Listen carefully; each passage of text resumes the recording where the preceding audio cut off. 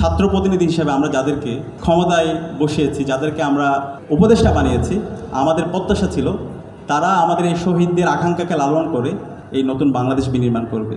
কিন্তু আমরা দেখতে পেয়েছি আমরা যাদেরকে ক্ষমতায় বসিয়েছি, শহীদদের রক্তের উপর যারা ক্ষমতায় বসেছে, তারা এই শহীদদের চেতনাকে তারা ধারণ করে নাই। তারা আমাদের সাথে গাদ্দারি করেছে, শহীদদের সাথে তারা গাদ্দারি করেছে। জুলাইয়ের যে স্পিড ছিল সেই স্পিড থেকে তারা অনেক দূরে সরে গিয়েছে। তারা বরং তাদের ব্যক্তিগত আখের গুছিয়েছে। যেখানে আপামর ছাত্র জনতা তাদেরকে সাপোর্ট দিচ্ছিল, সকল মানুষের ম্যান্ডেট তাদের পক্ষে ছিল, কিন্তু তারা ফেসিবাদের সাথে তারা আবার আপোষ করার জন্য বিভিন্নভাবে চেষ্টা করছে। তো সেটা আমাদেরকে অনেক বেশি কষ্ট দিয়েছে। একই সাথে গত 16 বছর আমরা যারা মজলুম ছিলাম, বাংলাদেশের মেজর পলিটিক্যাল পার্টিসগুলো এবং ছাত্র সংগঠনগুলো, আমাদের দরকার ছিল সবাই ঐক্যবদ্ধভাবে ন্যাশন বিল্ডিংয়ের জন্য কাজ করা। কিন্তু সে জায়গায় আমরা দেখতে পেয়েছি যারা আমরা মজলুম ছিলাম তারাও এখন আমরা জালেম হওয়ার চেষ্টা করছি। আমরা সেই আগের আওয়ামী লীগীয় কায়দায় যে রাজনীতি, হাসিনার যে চেতনা ইন্ডাস্ট্রি, সেই চেতনা ইন্ডাস্ট্রি নিয়ে আবার তারা রাজনীতি করার চেষ্টা করছে। তারা আদর্শিকভাবে আমাদেরকে মোকাবেলা করতে না পারে, তারা সেই আওয়ামী বয়ানের মধ্যে তারা এখন ঘুরপাক খাচ্ছে। এবং একই সাথে আমরা দেখতে পাচ্ছি সেই আগের কায়দা রাজনীতি, ছাত্রলীগীয় কায়দা রাজনীতি, শিক্ষার্থীদেরকে বিভিন্নভাবে হুমকি দেখানো, তাদেরকে বিভিন্নভাবে বিভিন্ন জায়গায় টর্চার করা, সেই কুয়েট থেকে শুরু করে বিভিন্ন জায়গায় আমরা রক্তাক্ত ইতিহাস আমরা দেখতে পেয়েছি। এবং আমাদের মেজর পলিটিক্যাল পার্টিস যারা আছে তারাও এই জুলাই যে ইনসাফ ভিত্তিক বাংলাদেশ বিনির্মাণ করার জন্য যে চেতনা নিয়ে ন্যাশন বিল্ডিংয়ের কথা ছিল, সে জায়গায় আমরা দেখতে পেয়েছি তারা তাদের নিজেদের গোষ্ঠীগত যে উদ্দেশ্য আছে সেই জায়গায় তারা অনেক বেশি ফোকাস দিয়েছে।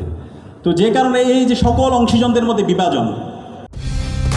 কালার এক্সপার্ট, জর্জ স্যাপ এবং মাইল্ড অন হ্যান্ডস টেকনোলজি সমৃদ্ধ অরিক্স ক্রিস্টাল ওয়াশ আপনার লন্ড্রি এক্সপার্ট।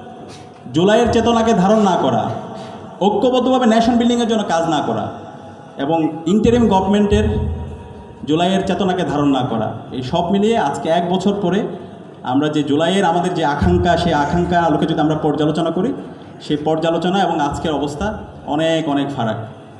তো সে জায়গায় সেটা আমাদেরকে অনেক বেশি হতাশ করছে, আমরা অনেক বেশি ব্যথিত হচ্ছি। কিন্তু আমরা ব্যথিত নয়, আমরা হতাশাবাদী নয়, আমরা আশাবাদী। জুলাইয়ে যে প্রজন্ম তৈরি হয়েছে সেই প্রজন্ম নিয়ে আমরা অনেক বেশি আশাবাদী। আমি বিশ্বাস করি এই জুলাই বিপ্লবের মাধ্যমে বাংলাদেশে যে প্রজন্ম তৈরি হয়েছে সেই প্রজন্ম তারা সহজে ঘরে ফিরে যাবে না। শহীদদের যে স্পিরিট, বৈষম্যহীন ইনসাফ ভিত্তিক বাংলাদেশ বিনির্মাণ না হওয়ার আগ পর্যন্ত তারা এই লড়াই চালিয়ে যাবে ইনশাআল্লাহ। এবং এই লড়াইয়ের ক্ষেত্রে তারা তাদের কোনো আদর্শিক দ্বন্দ্বকে তারা সামনে নিয়ে আসে না।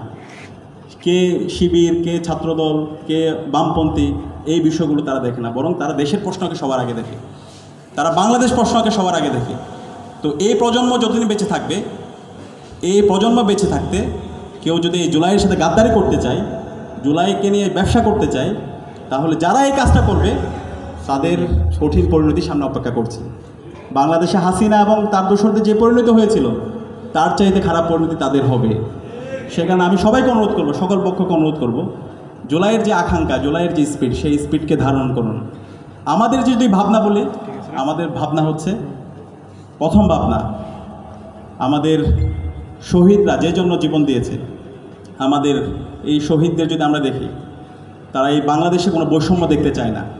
বাংলাদেশে প্রত্যেকটা ক্যাম্পাসে ক্যাম্পাসে মেরিটোরিয়াস এনশিওর হবে, ফেয়ারনেস এনশিওর হবে, রেগুলার শিক্ষার্থীরা ক্যাম্পাসে থাকবে, ছাত্র সংসদ ভিত্তিক আমাদের ছাত্র রাজনীতি হবে, ছাত্র রাজনীতি হবে মার্কেট প্লেস অফ আইডিয়া। আমরা সবাই আমাদের আইডিয়া নিয়ে শিক্ষার্থীদের কাছে যাব। শিক্ষার্থীরা যার আইডিয়া তার ভালো লাগবে সেটা গ্রহণ করবে, যার আইডিয়া তার ভালো লাগবে না সেটা সমালোচনা করবে। কিন্তু এই ভালো লাগা অথবা সমালোচনা করা দুইটাকে আমরা সাদরে গ্রহণ করব। কিন্তু কেউ এখানে আমরা হকি স্টিক অথবা স্টাম্প নিয়ে যাব না। এই ধরনের আমরা ছাত্র রাজনীতি ক্যাম্পাসে আমরা বিনির্মাণ করতে চাই। একই সাথে কারো তার পরিচয়ের কারণে তাকে বঞ্চিত করা হবে না। যারা মেধাবী তাদেরকে নিয়োগ দেওয়া হবে, রিক্রুটমেন্টটা হবে মেরিটোরিয়াসের ভিত্তিতে। এখানে তার কোনো পদবি, তার কোনো পরিচয়, সেটা মুখ্য হিসেবে দেখা হবে না। এবং একই সাথে সাথে ক্যাম্পাসের নিয়মিত যারা শিক্ষার্থী আছে তারাই হলগুলোতে থাকবে। মেধা এবং প্রয়োজনের ভিত্তিতে শিক্ষার্থীরা হলগুলোতে থাকবে এবং কোনো আদবায়ের ক্যাম্পাসে থাকার কোনো সুযোগ নাই। ক্যাম্পাসের মধ্যে কোনোভাবে কেউ গণরুম, গেস্ট রুম কালচার তৈরি করা, কাউকে হুমকি দেওয়া, সেই রাজনীতি এই জুলাই পরবর্তী বাংলাদেশে কোনো ক্যাম্পাস হবে না। সে জায়গায় আমরা কি কমিটেড হতে পারবো ইনশাআল্লাহ?